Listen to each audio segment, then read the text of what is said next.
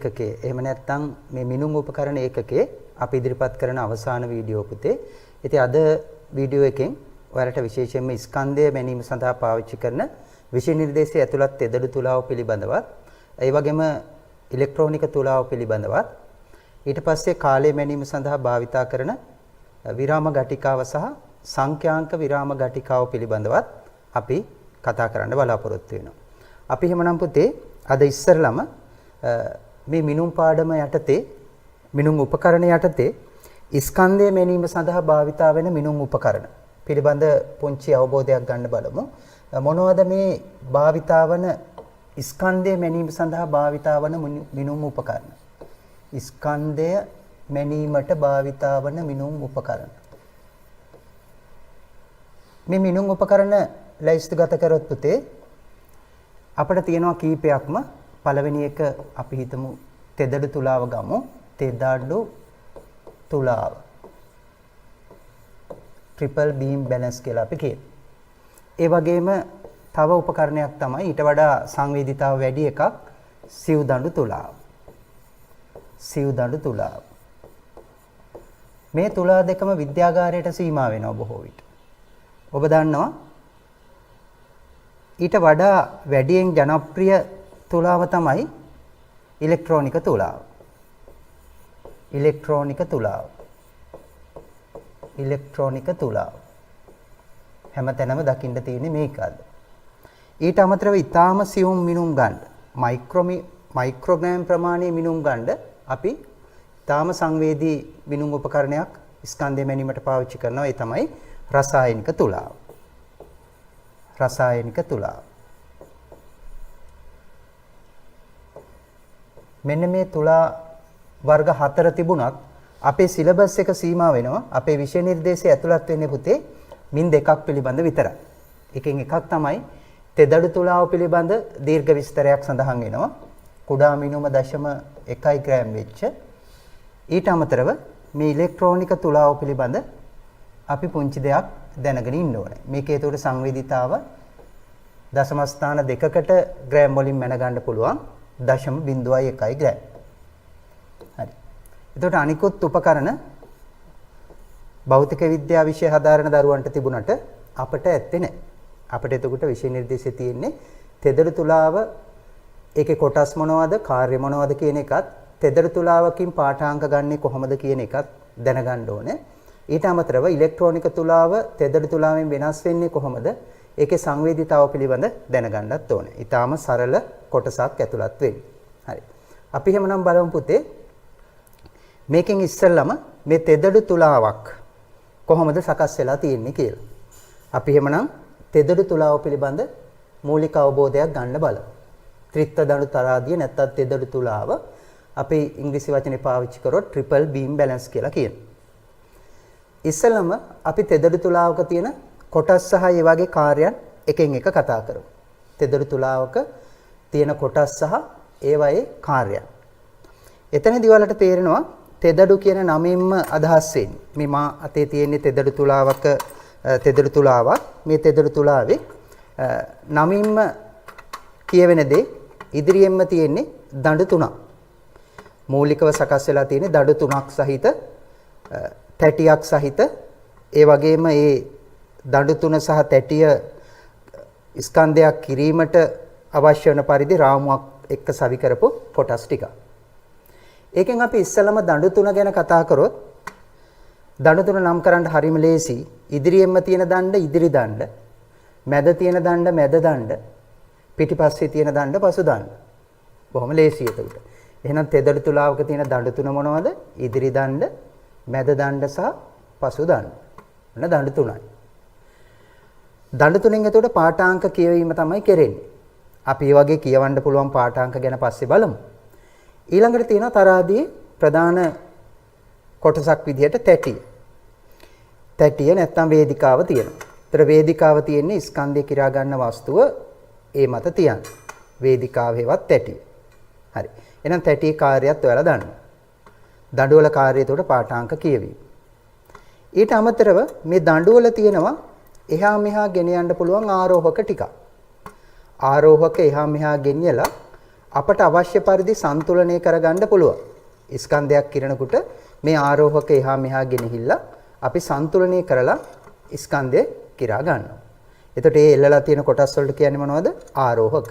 මේ ඉදිරි දණ්ඩේ ආරෝහකය, මේ මැද දණ්ඩේ ආරෝහකය, මේ පසු දණ්ඩේ ආරෝහකය. එහෙනම් දඩ තුනට අදාළව ආරෝහක තුනකුත් ඇතුළත් කරලා තියෙනවා. අපි මේකේ කොටස් ඇතුළත් විස්තරාත්මක රූපයක් බැලුවොත් මේ විදිහට ගන්න පුළුවන්. මේ තියෙන එතකොට ආරෝහක. ටිකක් විශාල කරලා අපි රූපේ බලමු. මේ තියෙන එතකොට ආරෝහක තුන. ආරෝහක තුන. හරි. මේ කොටස එතකොට රාමුව. රාමුවෙන් තමයි සියලු කොටස් එකට සම්බන්ධ කරලා තියෙන්නේ. ඊට පස්සේ මෙතන තියෙනවා සන්තුලන දර්ශකයක්. ඔබ දන්නවා ඕනෑම මිනුම් උපකරණයක් පාඨාංක ගැනීමට පෙර ශුන්‍යයන් සමපාත කරන්න ඕනේ. ඒ ශුන්‍ය සමපාත වුණාට පස්සේ තමයි අපි ස්කන්ධය තැටිය මත තියලා සන්තුලනය කරලා අදාළ පාඨාංක ලබා ගන්න. එහෙමනම් මෙතන මේ තියෙන්නේ මොකද්ද? සන්තුලන දර්ශකය. අපි මේ කොටසට කියනවා මෙන්න මෙතන මේ බිඳුවත් එක්ක සමපාත වන රේඛාවට අපි කියනවා සන්තුලන දර්ශකය කියලා. සන්තුලන දර්ශකය. සන්තුලන දර්ශකය මම කොටස් ටික වෙන වෙනම ලියන්නම් පස්සේ. හරි සන්තුලන දර්ශකය. ඊට අමතරව මේ සන්තුලනය වෙන්නේ නැත්තම් ඉස්සෙල්ලම අපි ශුන්‍යයන් සමපාතද කියලා බලද්දි තැටිය මත ස්කන්ධයක් තියන්න කලින් මේ ශුන්‍ය සමපාතදයි බලන්න ඕනේ. දැන් මේක සමපාත වෙන්නේ නැත්තේ මගේ හඬ වැදිලා හුලම්පාර වැදිලා කොච්චර හරි හෙල වෙනවා. මේක නිසලව තැනක තිබ්බොත් විශේෂයෙන්ම මෙතන විදුලි පංකාවකුත් ක්‍රියාත්මක වෙනවා. එහෙම විදුලි පංකාවත් ඕෆ් කරලා තිබුණොත් එහෙම මේක નિયમિત ශුන්‍ය එක්ක සමපාත වෙනවා. අපි හිතමුකෝ ඒත් සමපාත වෙන්නේ නැහැ කියලා. අන්න එහෙම සමපාත නොවුනොත් ඒක සන්තුලනය කරගන්න මේ පැත්තේ තියෙනවා සන්තුලන ස්කරූප්පුවක්. හැම මිනුම් උපකරණයකම සන්තුලනය කිරීම පාඨාංක ගැනීමට පෙර ශුන්‍යයන් සමපාතයි බැලීම අවශ්‍යයි පුතේ. මෙතනත් එතකොට සන්තුලනය වෙන්නේ නැත්තම් පාඨාංක ගැනීමට පෙර සන්තුලනය කිරීමට තියෙනවා සන්තුලන ස්කරූප්පුවක්. හරි. මම හිතනවා දැන් කොටස් ටිකේ නම් මතකයි. වේදිකාව නැත්නම් තැටිය, දඬු තුන, ඉදිරි දණ්ඩ, මැද දණ්ඩ, පසු දණ්ඩ, දඬු වල තියෙන ආරෝහක තුන, සන්තුලන දර්ශකය, මේ කොටස රාමුව, මේක සන්තුලන ස්කරූප්පුව. හරිනේ? කොටස් ටික ඔන්න හරි. ඊට අමතරව මේකෙන් විවිධ ස්කන්ධ කිරා ගද්දී අමතර බාර තියෙනවා. ඒ අමතර බාර තුනක් සාමාන්‍ය උපකරණයත් එක්ක එනවා. එක විට මේ අමතර බාර එල්ලන්න පුළුවන් මේකේ. අමතර බාර නැත්නම් අමතර ස්කන්ධ එල්ලන්න පුළුවන්. මේ අමතර ස්කන්ධ එල්ලන විදිහ. මෙතන එල්ලන්න පුළුවන් එකක්. ඒ කියන්නේ ඉදිරි දණ්ඩේ කෙලවර එල්ලන්න පුළුවන් මේ විදිහට තියෙනවා ඒ සඳහාම හදපු තැන. ඊට අමතරව පසු දණ්ඩේ කෙලවරත් ඒක එල්ලන්න පුළුවන් විදිහට තැනක් හදලා තියෙනවා. මෙතනත් හදලා තියෙනවා එල්ලන්න පුළුවන් විදිහට. අපි මේ වගේ කාර්යයන් වෙන වෙනම බලමු. හරි.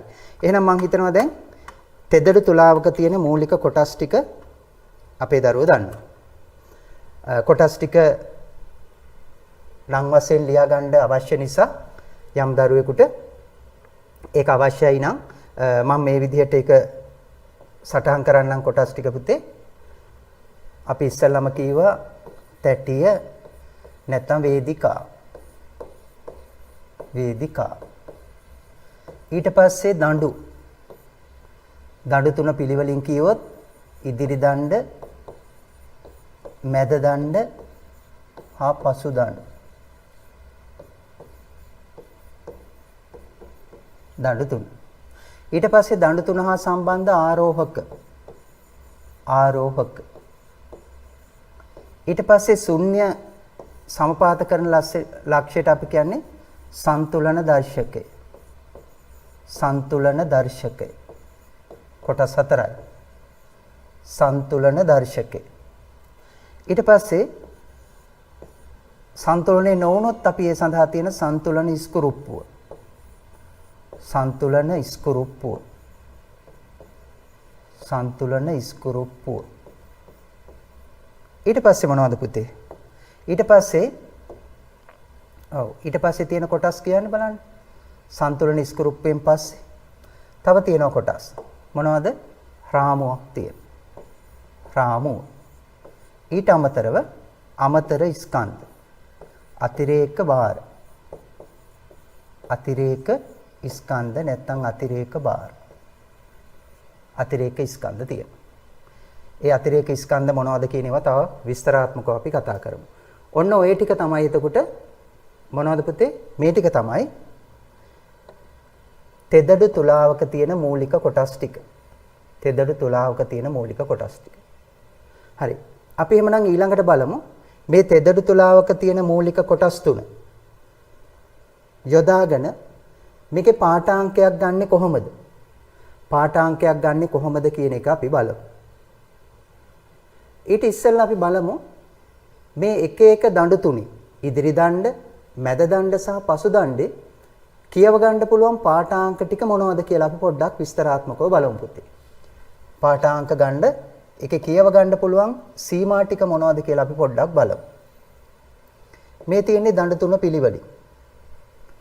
ඔබට තේරෙනවා දැන්? ඉදිරි දණ්ඩේ තියෙන්නේ ග්‍රෑම් 1 2 3 4 5 ආදී වශයෙන් කීයට එනකල් තියෙනවද පුතේ? ග්‍රෑම් 10 දක්වා තියෙනවා. සැබෑ රූපයක කිට්ටු කරලා බැලුවොත් ඔබට පේන්නේ මේ තියෙන්නේ 1 සිට ග්‍රෑම් 10 දක්වා. ඒ වගේම ඒ හැම ග්‍රෑම් එකක්ම සමාන කොටස් කීයකට බෙදලා තියෙනවද පුතේ? සමාන කොටස් 10කට බෙදලා තියෙනවා. එහෙනම් ඉදිරි දණ්ඩෙන් කියවා ගත හැකි උපරිම ස්කන්ධය ග්‍රෑම් 10යි. මේ බලන්න ග්‍රෑම් 10යි. ඒ හැම ග්‍රෑම් එකක්ම නැවත කොටස් 10කට බෙදලා තියෙනවා. එහෙනම් මේ උපකරණයේ කුඩාම මිනුම කීයද පුතේ? ග්‍රෑම් 1කින් 10න් 1යි. ඒ කියන්නේ කීයද ග්‍රෑම්? 0.1යි. ග්‍රෑම් 0.1ක් කිරා ගන්න පුළුවන්. එහෙනම් කුඩාම මිනුම වෙන්නේ 0.1යි ග්‍රෑම්. අපි ඊට පස්සේ බලමු මැද දණ්ඩ. පුතේ මැද දණ්ඩ ක්‍රමාංකණය කරලා තියෙන්නේ ග්‍රෑම් 100න් 100ට. මේ බලන්නකෝ. බිංදුවේ ඔන්න තියෙන්නේ. මගේ අතේ තියෙන උපකරණය පොඩ්ඩක් බලන්න. බිංදුවේ තියෙන්නේ. අපි ඒක 100 පුළුවන් කිරන්න. 200 පුළුවන්. 300 පුළුවන්. 400 පුළුවන්. 500 පුළුවන්.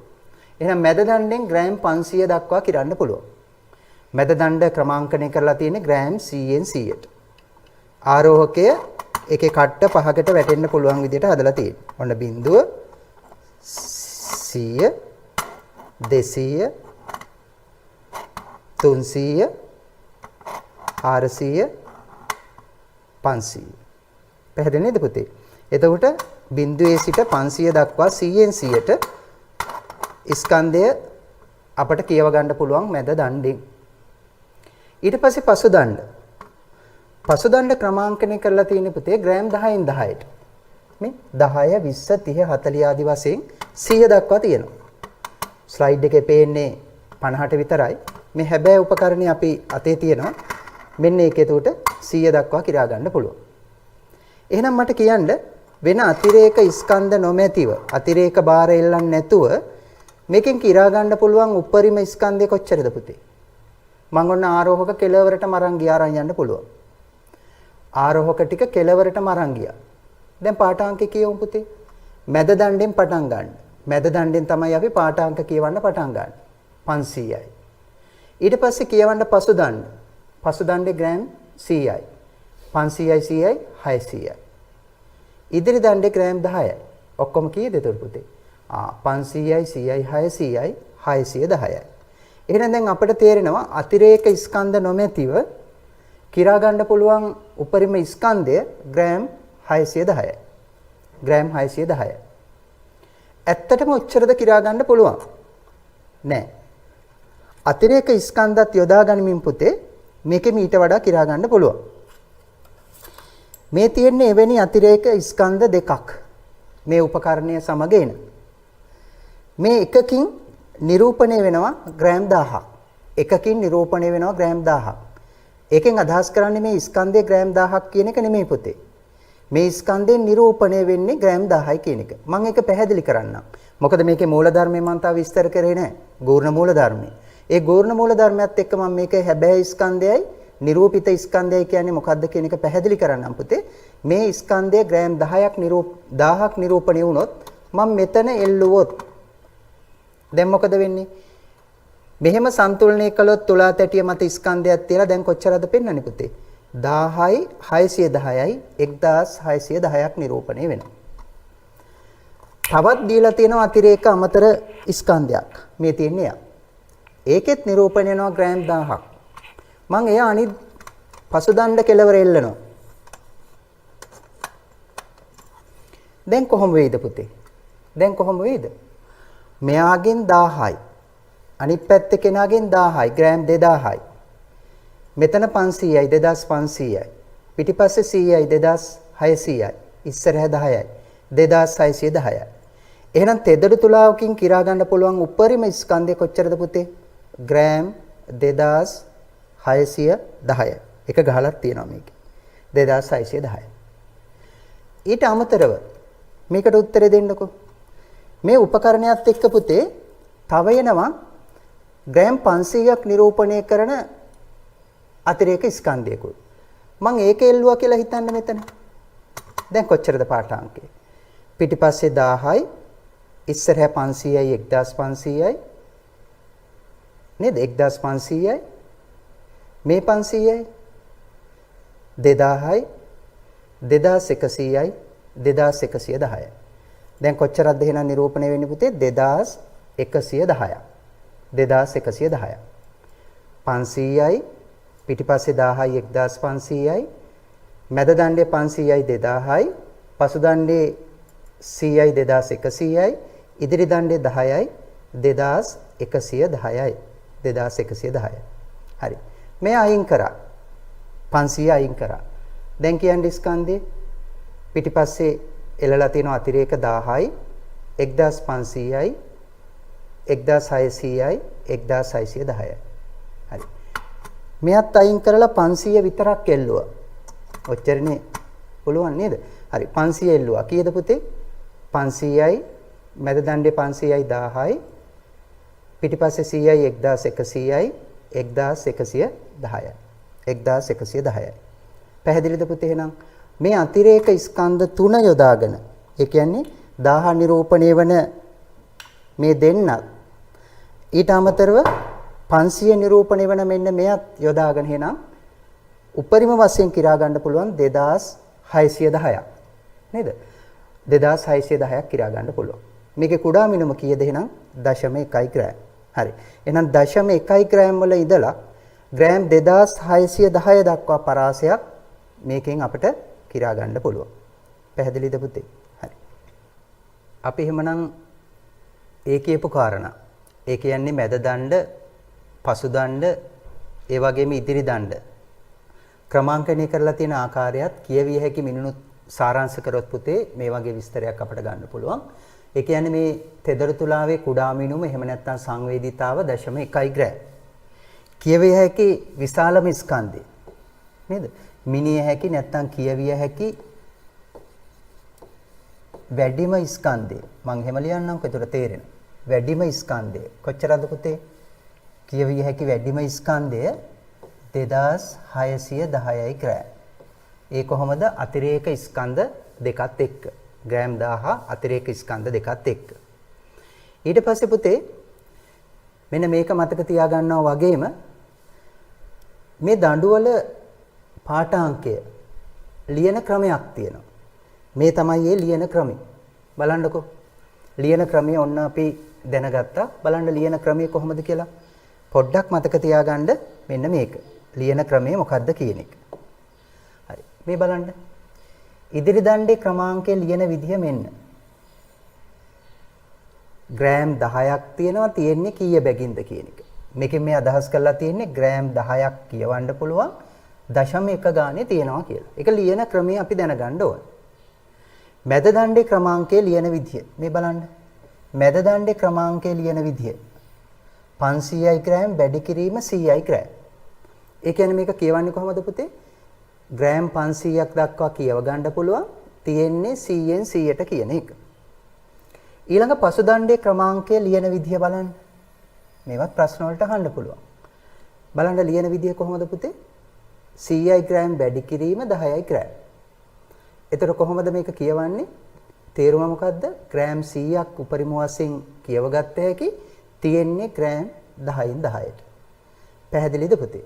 එහෙමනම් දැන් ඔයාලට තේරෙනවා තෙදඩු තුලාව කිව්වොත් මෙන්න මේ සාරාංශ කොටස් ටික මෙන්න මේ සාරාංශ කරුණු ටික පුතේ ඔයාලගේ හිතේ තියෙන්නම ඕන. ඔයාලගේ හිතේ තියෙන්නම ඕන. මේ තමයි ඒ කාරණා ටික. හරි නේද පුතේ? මේක එතකොට සටහනක් ලියන දරුවට අපේ ගෲප් එකේ නැතුව මේ වීඩියෝ එක බලන දරුවෙක් ඉන්නවනම් අනිවාර්යෙන් පුතේ අපේ වෙබ්සයිට් එකේ ලියාපදිංචි වෙන්න. මේ සටහන් අපේ ගෲප් වල ෂෙයා වෙනවා. ලියා ගන්න සටහන් ඔන්ලයින් Zoom වලින් කරන. එතකොට ඒ සටහන් තාම සවිස්තරව මේවා සඳහන් කරලා තියෙනවා. ඊට අමතරව මේක විතරක් කරන දරුවෙකුට උනත් මේ ප්‍රමාණවත් මේ සාරාංශ සටහන මේ ටික ලියාගත්තත් ඇති. හරි. අපි එහෙනම් ඊළඟට බලමු පුතේ මේ තෙදඩු තුලාව තුල පාවිච්චි වෙන මූලධර්මයේ අපි දන්නවා ගෝර්ණ මූලධර්මයේ. මෙන්න මේ ගෝර්ණ මූලධර්මය කොහොමද යෙදෙන්නේ කියන එක පොඩ්ඩක් අපි බලමු පුතේ. මේ තියෙන්නේ තෙදඩු තුලාවක දර්ශනය. නේද? තෙදඩු තුලාවක දර්ශනය. එතකොට අපේ දරුවෝ තේරුම් ගන්න ඕනේ මේකේ මූලධර්මය ගෝර්ණ සන්තුලන මූලධර්මය. මූලධර්මය මොකද්ද පුතේ? ගෝර්ණ සන්තුලන මූලධර්මය. ගෝර්ණ සන්තුලන මූලධර්මය. ගෝර්ණ සන්තුලන මූලධර්මය. යෙදෙන මූලධර්මයේ වෙන්නේ ගෝර්ණ සන්තුලන මූලධර්මය. හරිද පුතේ? ගෝර්ණ සන්තුලන මූලධර්මය. එහෙමනම් ගෝර්ණය වන අක්ෂයක් නැත්නම් ගෝර්ණය වන ලක්ෂයක් තියෙන්න ඕනේ.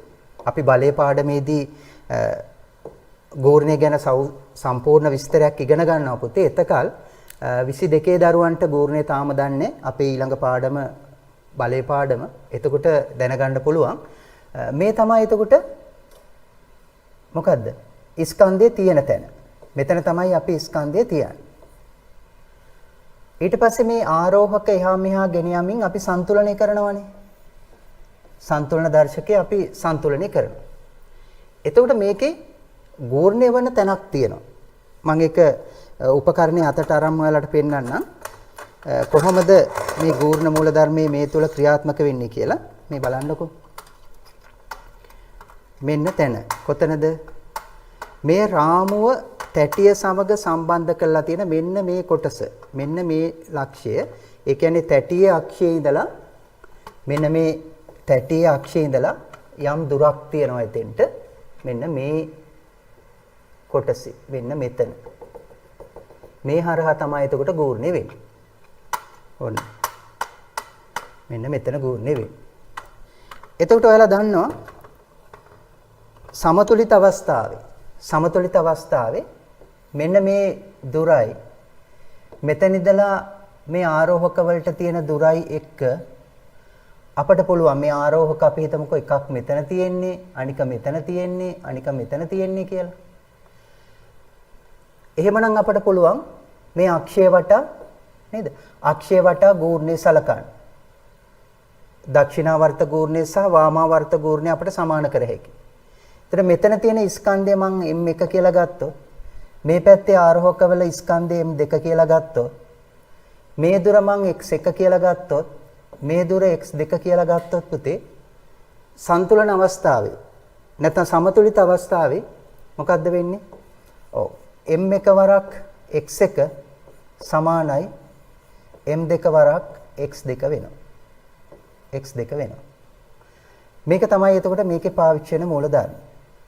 මෙයාගේ මේ දඬුවල දිග තීරණය කරලා තියෙන්නේ ඒ ගෝර්ණ සන්තුලන මූලධර්මයට අනුකූල වෙන විදිහට. දැන් අපේ දරුවන්ට අතන අමතර ස්කන්ධ එල්ලන අවස්ථාව හිතමු. මෙන්න මේ ස්කන්ධය මම මෙතන එල්ලුවා කියලා හිතන්න. ඇත්තටම ওই ස්කන්ධය තියෙන්නේ පුතේ ඇත්තම ස්කන්ධය ඔකේ වෙන්නේ ග්‍රෑම් 295යි. මේක ඇත්තම ස්කන්ධේ ග්‍රෑම් 295යි පුතේ. ග්‍රෑම් 295යි. හැබැයි මෙතන එල්ලහම මේ ලක්ෂ්‍ය එල්ලහම මේ තියෙන දුරත් එක්ක මෙයාගේ නිරූපණය වෙනවා කොච්චරද පුතේ? ග්‍රෑම් 1000. දැන් මේ කතාව තේරෙනවද?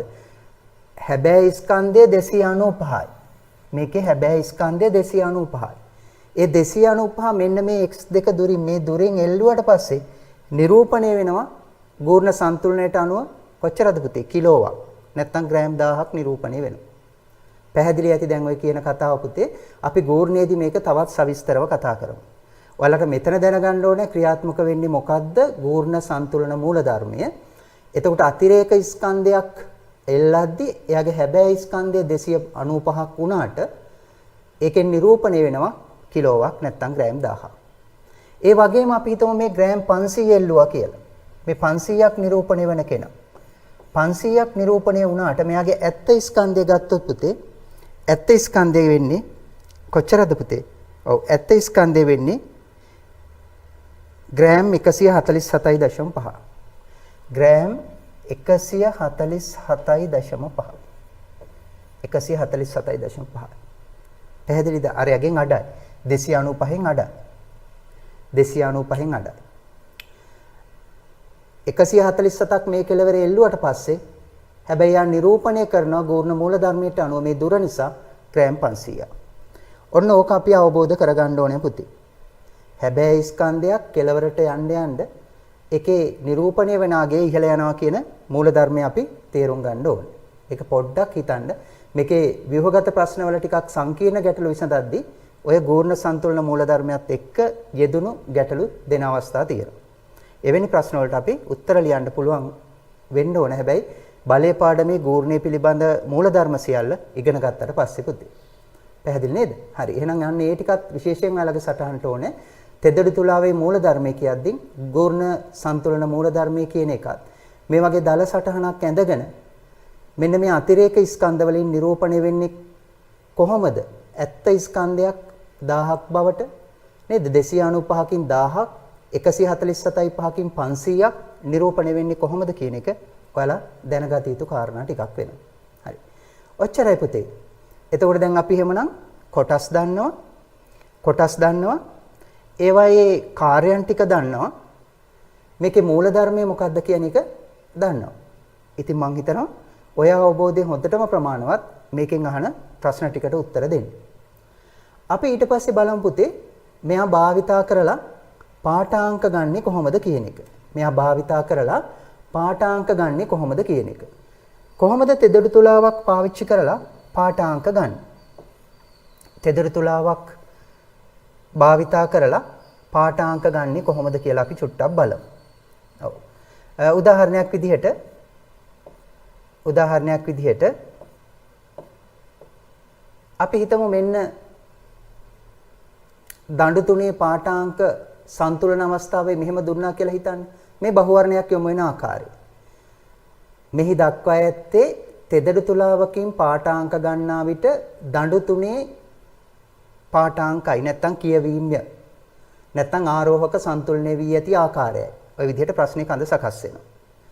දැන් එතකොට ඔයාලා දැනගන්න ඕනේ පිළිවෙලට නොදුන්නට මේ 100ට තියෙන්නේ මොන දණ්ඩද පුතේ? ඒක පසු දණ්ඩ කියලා මේ මැද දණ්ඩ කියලා දැනගන්න ඕනේ.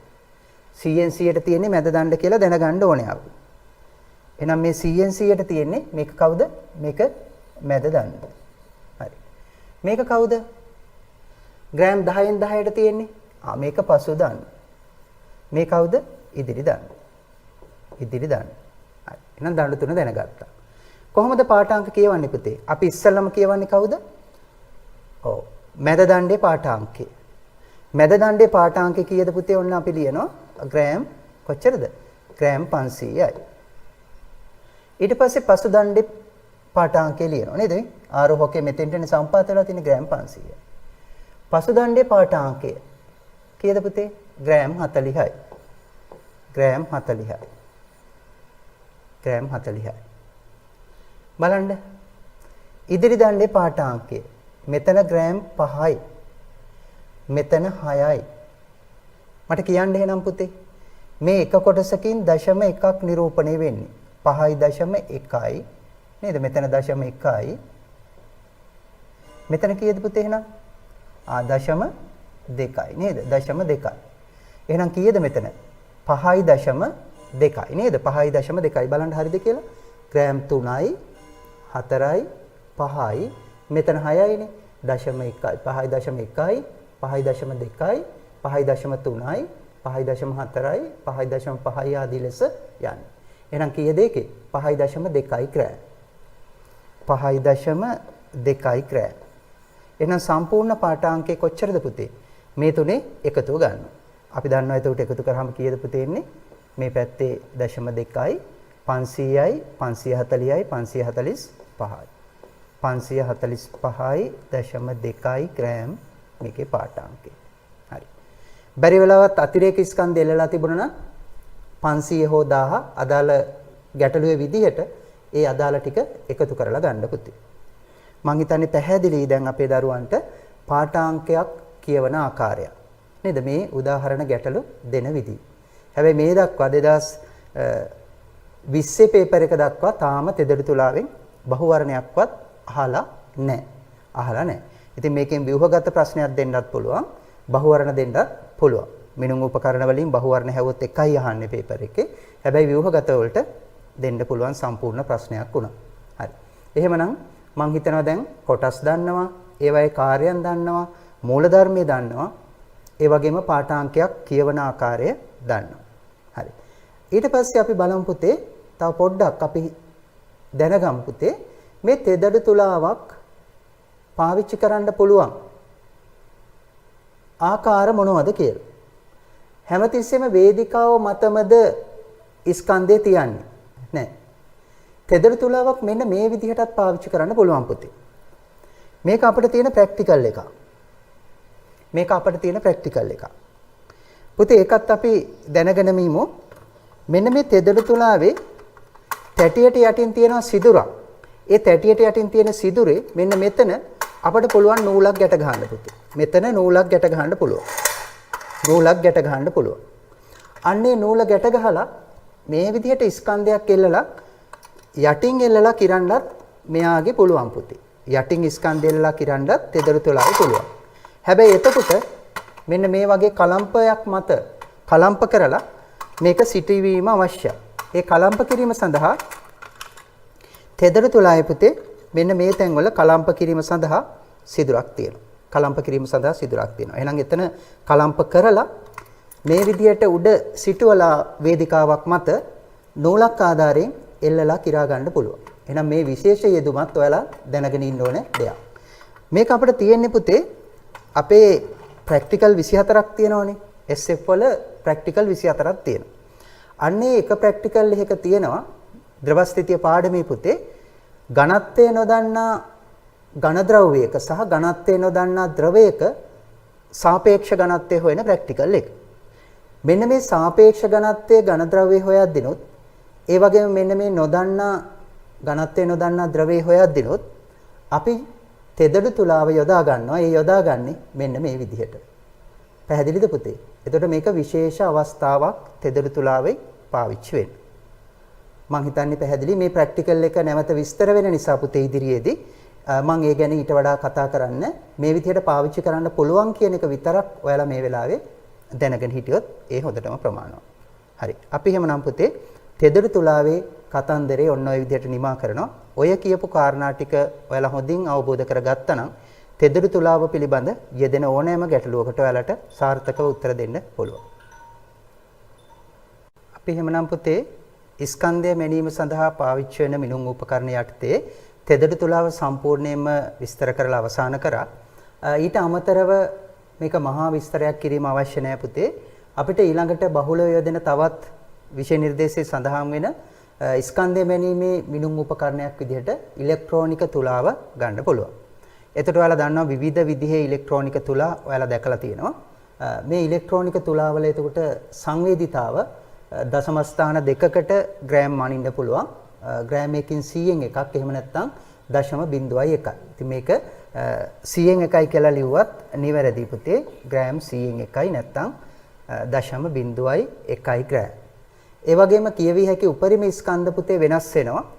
මේ ඩිජිටල් එකේ එහෙම නැත්නම් ඉලෙක්ට්‍රෝනික තුලාවල ඒක සමහර විට කිලෝ 10 වෙන්න පුළුවන් 25 වෙන්න පුළුවන්. ඒක හරියට කියන්න බෑ.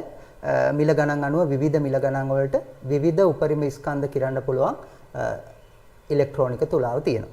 එතකොට අපි දැනගන්න ඕනේ ඒකේ සංවේදීතාව 0.1 කියන එක විතරයි. හරි. එහෙමනම් ස්කන්ධේ මැනීමේ මිනුම් උපකරණ ඔය විදිහට තමයි විෂය නිර්දේශයේ ඔයාලගේ ඇතුළත් වෙලා තියෙන්නේ පුතේ. අපි එහෙමනම් ඊළඟට බලමු පුතේ කාලය මැනීමට යොදා ගන්න මිනුම් උපකරණ මොනවද කියලා. SF සිලබස් එකේ නැත්නම් තාක්ෂණ වේදේ සඳහා විද්‍යා විෂය නිර්දේශයේ මේ කාලය මැනීමට යොදන මිනුම් උපකරණ අපි ඊළඟට සලකමු. කාලය මැනීම සඳහා යොදා ගන්නා උපකරණ මිනුම් උපකරණ මොනවද කියලා බලමු. ඒ යටතේ පුතේ උපකරණ දෙකක් ගැන සඳහන් වෙනවා. මොකද්ද පළවෙනි එක? සාමාන්‍ය විරාම ඝටිකාව. සාමාන්‍ය විරාම ඝටිකාව. සාමාන්‍ය විරාම ඝටිකාව.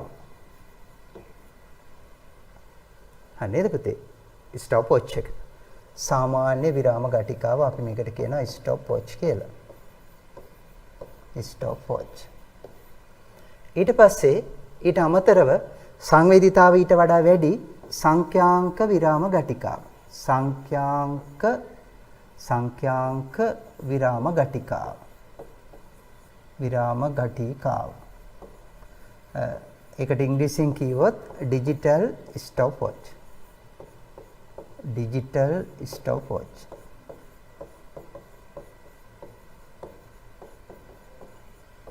ඔන්න ඔය විරාම ඝටිකාව සහ සංඛ්‍යාංක විරාම ඝටිකාව එතකොට කාලය මැනීම සඳහා පාවිච්චි වෙනවා. එතකොට මේකේ සංවේදීතාව ඔයාලා දැනගන්න ඕනේ. මෙයාගේ සංවේදීතාව දැනගන්න ඕනේ. අපි එහෙමනම් ඒ ගැන චුට්ටක් හදාරමු. මේ වගේ අර වගේ විස්තරාත්මකව කොටස් නම් කරන්න ආදිය නැහැ පුතේ. ස්ටොප් වොච් එක කොටස් කියලා අපිට විශේෂයෙන් අහන්නේ නැහැ. මේකෙන් පාඨාංක ගන්න විදිහ පොඩ්ඩක් දැනගෙන හිටියනම් ඒ හොඳටම ප්‍රමාණවත්. හරි. එහෙනම් සංඛ්‍යාංක විරාම ඝටිකාව සහ සාමාන්‍ය විරාම ඝටිකාවක මූලික වෙනස්කම් ටික මෙන්න මේ වගුවෙන් මම ඔයාලට පෙන්නලා තියෙනවා පුතේ. මේ මොකද්ද? සාමාන්‍ය විරාම ඝටිකාවක මැනිය හැකි කුඩාම මිනුම එහෙම නැත්නම් සංවේදීතාව තත්පර 10න් 1යි. තත්පර 10න් 1යි කියන්නේ කොච්චරද පුතේ? ඔව්. තත්පර 0.1යි මනින්න පුළුවන් කුඩාම මිනුම. ඒ නිසා නේද? වෙන්න පුළුවන් දෝෂයත් කොච්චරද පුතේ? ඔව්. කුඩාම මිනුමට සමාන දෝෂයක් වෙන්න පුළුවන් කියලා අපි දෝෂ පාඩමේදී වීඩියෝ මතක ඇති වලට කතා කරා. එහෙනම් වෙන්න පුළුවන් දෝෂයත් 10න් 1යි. නේද? 0.1යි තත්පර. ඒ කියන්නේ තත්පර 10ට අඩු කාලා අපට මනින්න ඕන නම් මොකද වෙන්නේ පුතේ? තත්පර 10ට අඩු කාලා මනින්න ඕන නම් ඒකට සාමාන්‍ය විරාම ඝටිකාවක් ගැලපෙන්නේ නැහැ. මොකද ඒකේ ප්‍රතිශත දෝෂය ගණනය කරලා බලන්නකො පුතේ. ප්‍රතිශත දෝෂය කීයට වඩා වැඩි වෙනවද? ඔව් 100ට වඩා වැඩි වෙනවා. ඉතින් ඒ නිසා එවැනි අවස්ථාවක අපි පාවිච්චි කරන්නේ මොකද්ද පුතේ? ඩිජිටල් ස්ටොප් වොච් එක. නේද? මෙන්න මේ ඩිජිටල් ස්ටොප් වොච් එක එතකොට එහෙමනම් සංවේදීතාව කොච්චරද පුතේ? 100න් 1යි. 100න් 1යි නැත්නම් 0.1යි තත්පර. පැහැදිලිද පුතේ?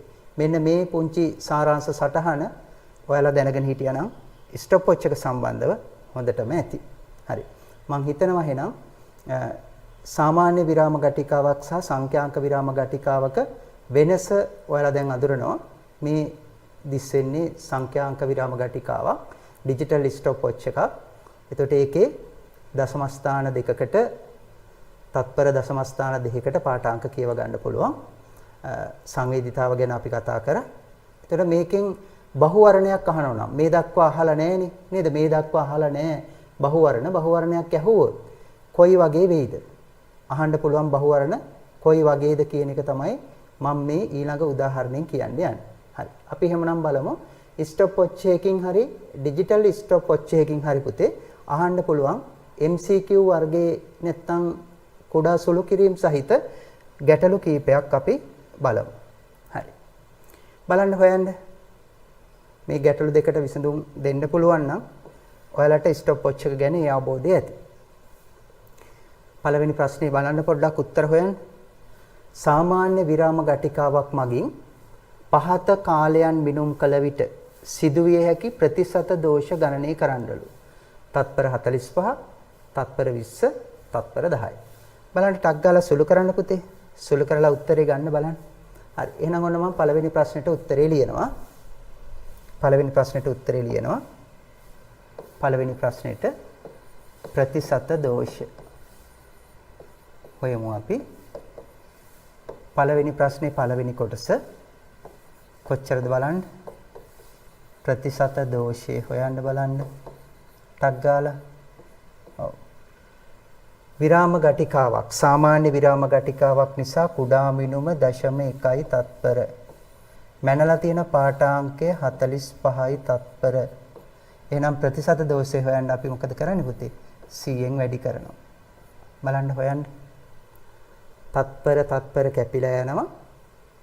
100.1න් වැඩි වෙච්චාම 10යි 10 බෙදීම 45 නේද? 10 බෙදීම 45. බලන්න සුළු කරන්න පුතේ. 0.1 වැඩි කිරීම 100 බෙදීම 45. කීයද පුතේ? 0.22 නේද? 0.22 ප්‍රතිශත දෝෂය. හරි. ඔන්න හේව. ඊළඟ දෙවෙනි කොටස. ඒකෙත් ප්‍රතිශත දෝෂය හොයන්න පුතේ. ප්‍රතිශත දෝෂය කොච්චරද බලන්න. කුඩා මිනුම 0.1යි පාඨාංකය. බලන්න පාඨාංකය කීයද කියලා පුතේ? පාඨාංකය කීයද? තත්පර 20යි නේද? තත්පර 20යි. හරි. තත්පර 20යි පාඨාංකය. එහෙමනම් මෙතන 20 ඉන්නේ. ගුණ කිරීම 100. කීයද පුතේ ඉන්නේ උත්තරේ? 0.1 100න් වැඩි වුණාම 10යි. තත්පර කැපිලා යනවා. මේවා කැපිලා යනවනේ නේද? හරි. එතකොට ප්‍රතිශත දෝෂය එකක 100ට කියලා අපි ප්‍රකාශ කරන්නේ 10 බෙදීම 20 කියන්නේ 0.5යි නේද? 10 බෙදීම 20 කියන්නේ 0.5යි. ප්‍රතිශත දෝෂය 0.5යි 100ට. හරි. ඊළඟ එක පළවෙනි ප්‍රශ්නේ තුන්වෙනි කොටස බලන්න ප්‍රතිශත දෝෂය හොයන්න පුතේ. ප්‍රතිශත දෝෂය කීයද? කුඩා මිනුම 0.1මයි ගත්ත පාඨාංකයේ තත්පර 10යිලු. කීයද පුතේ එතකොට? වැඩි කිරීම 100. ඔව් තත්පර කැපිලා යනවා. උඩ 0.1 100න් වැඩි වුණාම 10යි. 10 බෙදීම 10යි කියන්නේ 1යි. එහෙනම් දැන් ඔයාලට තේරෙනවා ඇති නේද? උත්තර තුන ගන්න එක මහ ලොකු අපංකමක් නෙමෙයි. දැන් ඔයාලා මේකෙන් තේරුම් ගන්න ඕනේ දේ තමයි පුතේ සංඛ්‍යාංක විරාම ගටිකාවක් නෙමෙයි මේක නේද? සාමාන්‍ය විරාම ගටිකාවක්. සාමාන්‍ය විරාම ගටිකාවකින් එහෙනම් සාමාන්‍ය විරාම ගටිකාවකින් තත්පර 10ට වඩා අඩු මිනුම් නේද? 10ට අඩු වෙච්ච ගමන් මෙතන 100ට 1ට වඩා මේ ප්‍රතිශත දෝෂය 100ට 1ට වඩා වැඩි වෙනවා. අවබෝධ කරගන්න ඕනේ ඔකයි එහෙනම් තත්පර 10ට වඩා අඩු මිනුම් ගන්න මේක සුදුසු නෑ කියන එක. සාමාන්‍ය විරාම ගටිකාව සුදුසු නෑ කියන එක අපි දැනගන්න ඕනේ. හරි. ප්‍රශ්න කරන එකට ලක් වෙන්න පුළුවන් ඔච්චරයි. හරි. අපි එහෙමනම් බලමු පුතේ මේක හරියන්නේ නේද පුතේ? ඔන්න සුළු කිරීම. දෙවෙනි ප්‍රශ්නෙට පිළිතුරු හොයමු. දෙවෙනි ප්‍රශ්නේ පොඩ්ඩක් කියවන්න පුතේ. දෙවෙනි ප්‍රශ්නේ මෙන්න තියෙනවා. මම උඩට කරලා මේක ටිකක් විශාල කරලා පෙන්නන්නම්. මේ තමයි දෙවෙනි ප්‍රශ්නේ. තේරුම් ගන්නකො. සංඛ්‍යාංක විරාම ගටිකාවක්. ඒ කියන්නේ ඩිජිටල් ස්ටොප් වොච් එකකින් දෝලන කාල මැනීමේදී දෝලන 50ක් සඳහා තත්පර 65ක කාලයක් ගත විය. පුතේ මේක විශේෂ අවස්ථාවක්. දෝලනයක්. ඔයාලා දන්නවා දෝලන චලිත නැත්නම් ආවර්ති චලිත පිළිබඳ අපි ඉගෙන ගන්නවා බලේ පාඩම පටන් ගත්තට පස්සේ චලිත වර්ග ගැන. එතනදී දෝලනයක් කියන එකෙන් අදහස් වෙන්නේ පුතේ. දෝලනයක්. මේ ඔරලෝසු බට්ටෙක් කියලා හිතන්න. මෙයාගේ ඔන්න පිහිටුම. අපි මේ පිහිටුම x කියලා ගමු. මේ x පිහිටුමේ ඉඳලා මෙයා මේ පැත්තට දෝලණය වෙලා ආපහු රවුම ගහගෙන මෙහෙම ගිහිල්ලා මෙතෙන්ට එනකොට නැවත ආපහු මෙතෙන්ට එනකොට අපි කියනවා එක දෝලනයක් සම්පූර්ණ වෙනවා කියලා. දෝලනයක් සම්පූර්ණ වෙනවා කියලා. එහෙනම් දෝලනයක් කියන්නේ කොහොමද පුතේ? මේක නම් ආරම්භක පිහිටුම මෙහෙම ගිහිල්ලා ආපහු එයා පහු කරගෙන ගිහිල්ලා මෙතෙන්ට එනකොට දෝලනයක් කියලා කියනවා. දැන් මෙන්න මේ වගේ ආවර්ති චලිත නැත්නම් මේ වගේ දෝලන චලිත මනිද්දි පුතේ අපිට සැරසෙද්දිම වෙලා ඉවරයි වැඩි. ඒ කියන්නේ එක දෝලනයක් සඳහා ගත වෙන කාලය අපිට මනින්න හරි අමාරුයි. මොකද හේතුව ඩිජිටල් ස්ටොප් වොච් එක. ඩිජිටල් ස්ටොප් වොච් එක පුතේ සංවේදීතාව 0.1 වුණාට තත්පර 0.1ක් වුණාට පුතේ මෙයාගේ ඊට වඩා සමහර විට වේගවත් චලිතේ. ඒ නිසා ඒ වගේ වෙලාවක එක දෝලනයක් සඳහා ගතවන කාලය අපට හොයන්න අවශ්‍ය විට අපි ඒකට කියනවා ආවර්ත කාලය නැත්නම් දෝලන ආවර්ත කාලය කියලා අපි කියනවා. මෙන්න මේ එක දෝලනයක් සඳහා ගත වෙන කාලය මනින්න අවශ්‍ය වෙලාවට පුතේ අපි කරන්නේ බණ්ඩල් එකක් ගන්නවා. දෝලන එකක් නෙමෙයි දෝලන 50ක් විතර ගන්න. දෝලන 50ක් 20ක් 100ක් මෙන්න මේ වගේ ලොකු ප්‍රමාණයක් දෝලන රවුම් ගානක් හැබැයි ගන්නෙ නේද? අන්නේ දෝලන 10ක් 20ක් 50ක් වගේ යන්න ගත වෙන කාලය මැනලා තමයි එක දෝලනයකට ගත වෙන කාලය හොයන්නේ. ඒකෙන් වෙන්නේ ඇත්තටම මොකද්ද වෙන්නේ පුතේ? ඔව් ඒකෙන් වෙන්නේ අපි ප්‍රතිශත දෝෂය ගොඩක් අඩු කරගන්නවා. එක දෝලනයක් මයින්ද ගියොත් එහෙම අපිට ලැබෙන පාඨාංකය මැනගන්න ගොඩක් අමාරුයි. ඉතින් ඒ නිසා එවැනි අවස්ථාවක විශේෂයෙන් දෝලනවලදී පුතේ දෝලන චලිතවලදී අපි විරාම ගටිකාවක් පාවිච්චි කරනකොට අපි මනින්නේ බණ්ඩල් එකක්.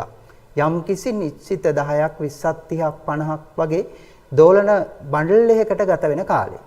එහෙමනම් අපි මේ ප්‍රශ්නේ තේරුම් ගන්න ඕනේ අන්නේ කාරණාව විශේෂයෙන්. ඔව් බලන්නකෝ. සංඛ්‍යාංක විරාම ගටිකාවක් මගින් දෝලන කාල මැනීමේදී මේ බලන්න. දෝලන 50. දෝලන 50ක් සඳහා තත්පර 65ක් කාලයක් ගත වෙනවා. එක් දෝලනයකට ගතවන කාලය කොච්චරද? ඔව් බොහොම සරලයි නේද? දෝලන 50කට තත්පර 65ක් නම් එක දෝලනයකට කොච්චරද හොයන්න මොකද කරන්නේ පුතේ? තත්පර 65 බෙදනවා කාගෙන්ද? දෝලන 50.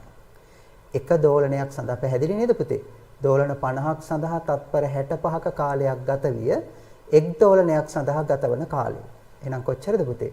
ඔව් දෝලන 50කට 65 නම් එකකට හොයන්න 65 බෙදීම 50. හරි. අපි එහෙමනම් උත්තරේ හොයමු. උත්තරේ සටහන් කරමු. මේ විදිහට උත්තරේ සටහන් කරමු. දෝලන 50කට යනවා තත්පර 65ක්. එහෙනම් දෝලන එකකට නේද? එක් දෝලනයකට ගත වෙන කාලය හොයන්න මොකද කරන්නේ පුතේ? ඔව්. එක් දෝලනයකට ගත වෙන කාලය හොයන්න 65 බෙදනවා. පැහැදිලි නේද පුතේ? 65 බෙදනවා 50. එතකොට උත්තරයක් එනවා. කීයද පුතේ එන්නේ? ඔව් 65ට 1යි. ඉතිරි 15යි 150ට 3යි. එහෙනම් එක් දෝලනයකට ගත වෙන කාලය හෙවත් කාලාවර්තයේ දෝලන ආවර්ත කාලය අපි මේකට කියනවා ආවර්ත කාලය කියලා. කොච්චරද පුතේ? 1.3. 1.3යි තත්පර. පැහැදිලි නේද පුතේ? හරි. 50කට 65 නම් එකකට 1.3. හරි. ඒ කොටස එතකොට ගැටලුවක් නැහැ. පළවෙනි කොටස හරි. දෙවෙනි කොටස කොහොමද හදන්නේ? පළවෙනි කොටස හරිනේ. දෙවෙනි කොටස අපි බලමු කොහොමද හදන්නේ කියලා. මොකද දෙවෙනි කොටසේ අහලා තියෙන්නේ පුතේ මිනුමේ ප්‍රතිශත දෝෂය ගණනය කරන්න. ඔන්න ඕකයි මට කියලා දෙන්න මෙතන විශේෂයෙන් ඕනේ වුණේ. දැන් මට කියන්න මිනුමේ ප්‍රතිශත දෝෂය කියලා හැවුවොත් අපි ගන්නේ මේ තත්පර 65ක කාලයේද 1.3ක කාලයේද කියන එක ඔයාලා දැනගෙන ඉන්න ඕනේ. දැන් මෙතනදී එක දෝලනයක් මැන්න නම් තේරුම් ගන්න පුතේ එක දෝලනයක් මැන්න නම් නේද? එක දෝලනයක් මැන්න නම් අනිවාර්යෙන් ගත වෙන කාලය 1.3යි තත්පර බලන්නකෝ. 1.3යි තත්පර. එක දෝලනයක් මැන්න නම් 1.3යි තත්පර. එහෙනම් ප්‍රතිශත දෝෂය හොයද්දි දෙවෙනි කොටසේ ප්‍රතිශත දෝෂය හොයද්දි අපි කොහොමද ගන්නෙ? ප්‍රතිශත දෝෂය සමානයි කුඩා මිනුම. කීයද මෙයාගේ කුඩා මිනුම පුතේ? ඩිජිටල් ස්ටොප් වොච් එකක් 0.1 තත්පර.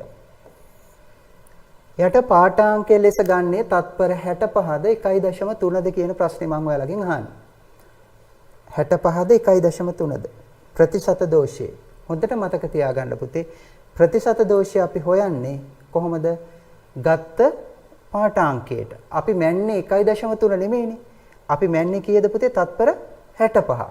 එහෙනම් මෙතන අපි ගන්නේ අර බණ්ඩල් එකට නැත්තම් මොකේද පුතේ? මුළු දෝලන 50කටම ගත වෙච්ච කාලයයි අපි මෙතනදී ගන්න. තත්පර 65. වැඩි කිරීම C. ඔන්න ප්‍රතිශත දෝෂය එතකොට ගොඩක් අඩු වෙනවා මේ ක්‍රමයට දෝලන කාලාවර්ත හොයද්දි පුතේ. දැන් බැරි වෙලාවත් මට කියන්න එක දෝලනයක් අපි try කරලා කොහොම හරි හොයාගත්තා නම් මොකද වෙන්නේ? මෙතෙන්ට වැටෙන්නේ 1.0 ගාන. එතකොට මොකද වෙන්නේ? ප්‍රතිශත දෝෂය ගොඩක් ඉහළ යනවා. එහෙනම් දෝලන කාලාවර්ත මනිද්දි පුතේ බන්ඩල් එකක්. එහෙම නැත්නම් අර 50ක් 20ක් වගේ ලොකු දෝලන කාලයකට ගත වෙන කාලය මැනීමෙන් අපි ඇත්තටම කරලා තියෙන්නේ මොකද්ද පුතේ? ප්‍රතිශත දෝෂය අඩු කර ගැනීම. ප්‍රතිශත දෝෂය අඩු කර ගැනීම. ඉතින් මේක සුළු කරලා දාන්න ගාන අවසාන වෙන්න ඕන නිසා 1 බෙදීම 65. එතකොට උත්තරේ කීය දෙන්නේ පුතේ? 1 බෙදීම 65 සමානයි 0.115 නේද? හරි. 1 බෙදීම 65 කියන්නේ 0.115. බලන්න හරිද කියලා පුතේ? හරි නේද? 0.1 වැඩි කිරීම 100. එතකොට 1යි 1 බෙදීම 65 සමානයි 0.15 නේද? හරි.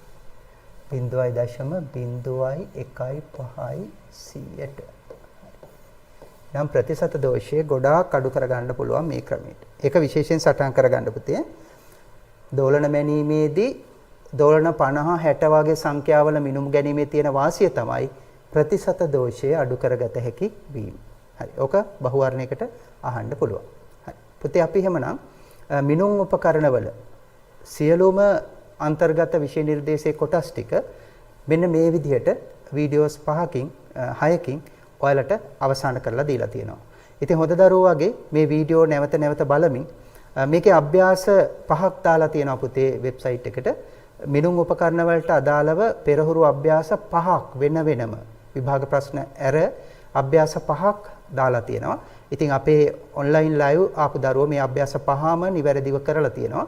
මම හිතනවා මේ අභ්‍යාස 5 කරාට පස්සේ ඔයාලට පුතේ කිසිදු ගැටලුවකින් තොරව මේ මිනුම් උපකරණවල ලකුණු ටික ලබා ගන්න උදව්වක් වෙනවා. ඉතින් ඒ නිසා වීඩියෝ 5 නරඹපු දරුවෝ අපේ ගෲප් එකට ඇඩ් වෙලා හෝ එහෙම නැත්නම් අපේ වෙබ්සයිට් එකට ලියාපදිංචි වෙලා පුතේ මේ අභ්‍යාස 5 පිළිවෙලින් කරන්න.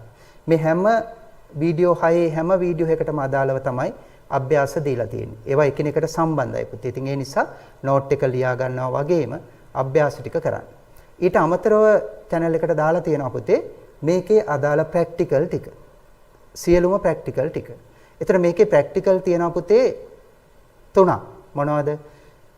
කැලිපරේ පාවිච්චි කරලා මිනුම් ගන්න හැටි. ඒ වගේම ස්ක්‍රූප් වාමානේ පාවිච්චි කරලා මිනුම් ගන්න හැටි. ඒ වගේම චලන් වීක්ෂය භාවිතා කරන හැටි. ඉතින් මෙන්න මේ ප්‍රැක්ටිකල් තුනට අදාළ PDF එකක් පුතේ ඔයාලට පුළුවන් අපේ සයිට් එකේ ලියාපදිංචි වෙලා platform එකේ ලියාපදිංචි වෙලා ඒවත් ලබා ගන්න පුළුවන්. ඉතින් ඒවත් සම්පූර්ණ කරාට පස්සේ තමයි මේ ඒකකය නිවැරදි ලෙස සම්පූර්ණ වුණා වෙන්නේ. එහෙමනම් සියලු දෙනාට ආරාධනා කරනවා වීඩියෝ සියල්ල නොමිලේ දාලා තියෙනවා YouTube channel එකට. ඒ වගේම blog එකටත් දාලා තියෙනවා. ඒ වගේම සිප්පින් එකටත් දාලා තියෙනවා. සිප්පින් එකේ platform එකටත් දාලා තියෙනවා. මේවා නරඹලා අර කියන අභ්‍යාස ටික කරලා නිවැරදිව ඒකකය සම්පූර්ණ කරගන්න. එහෙමනම් පුතේ මෙතෙක් වෙලා රැඳී සිටීමෙන් YouTube channel එක හරහා සම්බන්ධ වුණු, ඒ වගේම group එකට ඇවිල්ලා සම්බන්ධ වුණු, ඒ වගේම website එක හරහා සම්බන්ධ වුණු, ඒ වගේම සිප්පින් blog එකට ගිහිල්ලා ඒ හරහා සම්බන්ධ වුණු සියලු දරුවන්ට ස්තුතිවන්ත වෙනවා. මිනුම් උපකරණ කියන දෙවෙනි පාඩම මේ වීඩියෝ එකෙන් පස්සේ સમાપ્ત වෙනවා. එහෙමනම් ඒ සියලු වීඩියෝ නරඹලා subscribe කරන්න, ඒ වගේම comments දාන්න, ඒ වගේම අපේ site එකට සම්බන්ධ වෙලා පුතේ මේකට අදාළ පෙරහුරු අභ්‍යාස සියල්ල පරිශීලනය කරලා ඒකේ ප්‍රයෝජනෙ ගන්න. ඒ වගේම note එක සම්පූර්ණ කරගන්න මේවා නැවත නැවත බලමින් ඒකට දාලා තියෙනවා PDF එක note එකත්. එතකොට ඒකත් සම්පූර්ණ කරගන්න. ඒ සියලු කාර්යයන් ඔයාලට කරගත්තාම තමයි මේ දෙවැනි ඒකකය සම්පූර්ණ වුණා වෙන්නේ. එහෙමනම් මේකෙන් ලැබෙන සියලු ප්‍රශ්න වලට උත්තර ලියන්න ශක්තිය ධෛර්යය ලැබෙන්න කියලා ප්‍රාර්ථනා කරනවා මේ මොහොතේ මේ පාඩම අවසන් වෙන මොහොතේ. අපි එහෙමනම් ඊළඟට බලාපොරොත්තු වෙන්නේ පුතේ පස්වෙනි පාඩම ඔයාලට මේ විදිහට වීඩියෝස් හරහා පස්වෙනි පාඩම බලය සහ ආචරණ කියන පාඩම දිගටම ඔන්ලයින් වීඩියෝ රෙකෝඩින් වලින් YouTube channel එකටත් ඒ වගේම සිප්පින් එකේ platform එකටත් අපි යොදමින් ඒවා පරිශීලනය කරන්න උත්සාහ කරමු. ඔයාලට පුළුවන් බලය පාඩමට අදාළ වීඩියෝස් ටික අපේ වෙබ්සයිට් එක හරහාත් ඒ කියන්නේ sciencefortechnology.lk වෙබ්සයිට් එක හරහාත් ඒ වගේම සිප්පින් වල platform එක හරහාත් ඔයාලට log වෙලා බලන්න පුළුවන්.